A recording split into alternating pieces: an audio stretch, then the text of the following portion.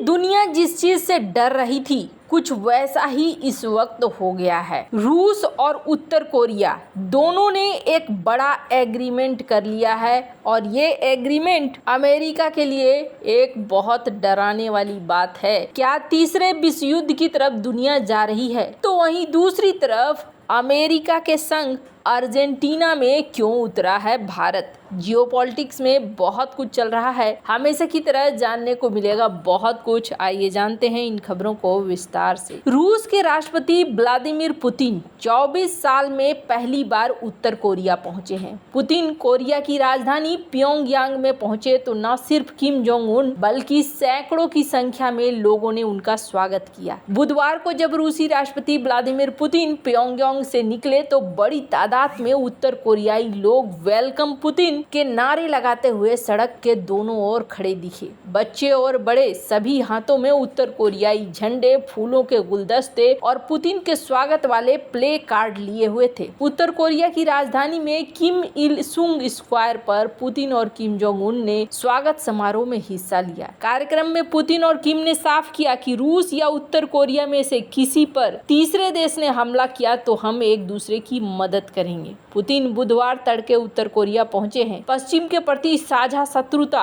और बढ़ती अंतर्राष्ट्रीय चिंताओं के बीच पुतिन की ये यात्रा हो रही है। ये उत्तर कोरिया और रूस के बीच बेहतर होते संबंधों और बढ़ते सैन्य सहयोग को भी दिखाती है। प्योंगयांग शिखर सम्मेलन के दौरान रूसी राष्ट्रपति व्लादिमीर पुतिन, उत्तर कोरियाई नेता किम जोंग उन ने एक साझेदारी पर हस्ताक्षर किया है, जिसमें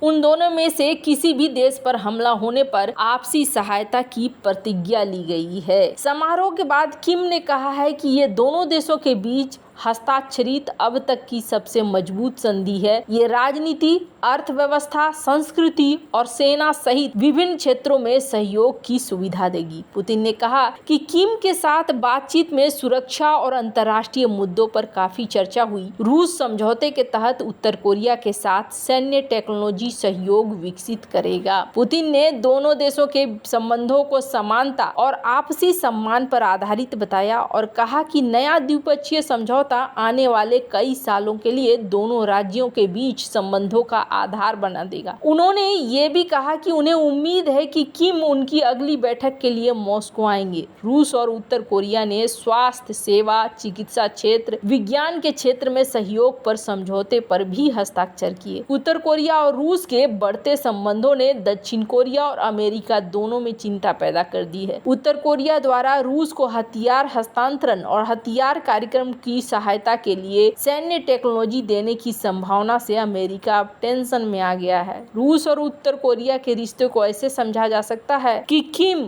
खुद बुधवार की सुबह हवाई अड्डे पर पुतिन का स्वागत करने के लिए पहुंचे और मुस्कुराते हुए उनकी अगवानी की। ये यात्रा किम के लिए इसलिए भी महत्वपूर्ण है क्योंकि वो अपने हथियार कार्यक्रम के कारण विश्व मंच पर अलग थलग रहता है। बीते कुछ साल में पहली बार कोई बड़ा नेता उत्तर कोरिया में है। उत्तर कोरिया की सरकारी मीडिया ने भी किम और पुतिन के बीच संबंधों पर काफी लिखा है। पुतिन की भी कोरिया की मीडिया में काफी तारीफ की गई है और ये सबसे बड़ा टेंशन है अमेरिका के लिए। क्या दुनिया अब उसी दिशा में जा रही है जिसे कहते हैं तीसरा विश्व युद्ध? ऐसा लग रहा है जैसे एक गुट का निर्माण हो रहा है और इसका अंदेशा तभी हो गया था जब हाल ही में नाटो ने एक चेतावनी जारी करी थी और कहा था कि नाटो देशों को अपने परमाणु बमों को तैयार रखना चाहिए, जिस पर रूस के द्वारा ये भी कहा गया कि जिस तरीके से ये बातें कही जा रही है ये उकसाने वाली चीज है जो कहा जा रहा है। अब यहाँ पर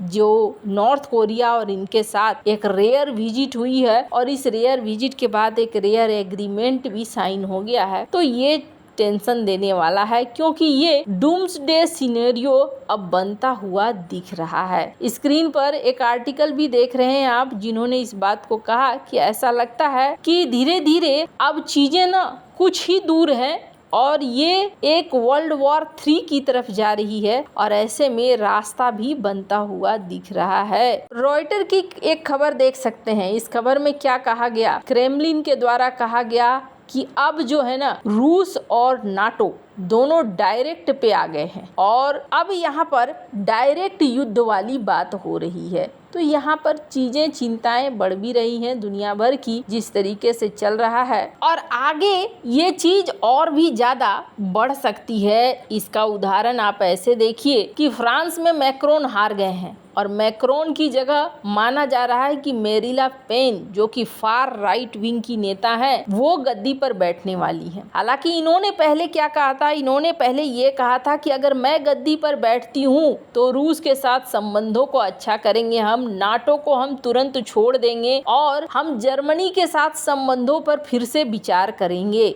लेकिन अभी इन्होंने अपने मैनिफेस्टो से उन चीज़ों को निकाल दिया है, क्योंकि आने वाले समय में क्या होने वाला है इन्हें भी कुछ पता नहीं है, कुछ आइडिया नहीं है। और ये जो चीज हुई है, ये चीज बता रही है कि संकट अब और ज्यादा गहराता जा रहा है। खैर, अब जब विश्व युद्ध होगा तब होगा। अभी भारत अर्जेंटीना में उतर रहा है। वैसे तो भारत और अर्जेंटीना ने हाल ही में अपने रणनीतिक दोस्ती के 75 साल मनाया दोस्ती का, और उसके बाद अब देखने को ये मिल रहा है कि भारत ने एक एग्रीमेंट साइन किया अर्जेंटीना के साथ, जिसमें 5 लिथियम माइंस अर्जेंटीना में पहले से ही इन ब्लॉकों पर काम करने के लिए भारत ने हस्ताक्षर किया है। कोर्डाडेरा 1, कोर्डाडेरा 7, कोर्डाडेरा 8, कार्टियो 202 और काट्राडेवा 6, इन इलाकों पर भारत यहाँ पर 5 ब्लॉक पर अपना काम बढ़ाएगा। पर यहाँ पर अब एक बार और देखने को मिल रही है, और ये देखने को मिल रही है कोल इंडिया अब लिथियम के एसेट्स ढूंढेगा अर्जेंटीना में, और ये अमेरिका की कंपनी के साथ मिलकर ढूंढेगा। अब अमेरिका की कंपनी के साथ क्यों, तो आपको याद होगा MSP मिनरल सिक्योरिटी पार्टनरशिप, जो कि अमेरिका और कुछ सहयोगी देशों के साथ साइन किया गया है, जिसमें से एक देश भारत भी है। तो भारत को भी अमेरिका ने न्योता दिया और इसमें कहा गया कि हम अर्जेंटीना के अंदर जो नए लिथियम के सोर्स हैं उन पर साथ मिलकर यहाँ इन्वेस्टमेंट करेंगे, और इसी में कोल इंडिया कथित तौर पर यहाँ इन्वेस्टमेंट कर रही है एक अमेरिकन कंपनी के साथ। 20 से 25 क्रिटिकल प्रोजेक्ट्स थे, जिनमें से 4 को आइडेंटिफाई किया गया है भारतीय गवर्नमेंट के द्वारा। 2 पर वो अमेरिका के साथ मिलकर काम करेगी और 2 ऐसा है जिस पर माना जा रहा है कि वो इंडिविजुअल तरीके पर काम करेगी। दरअसल कई देशों ने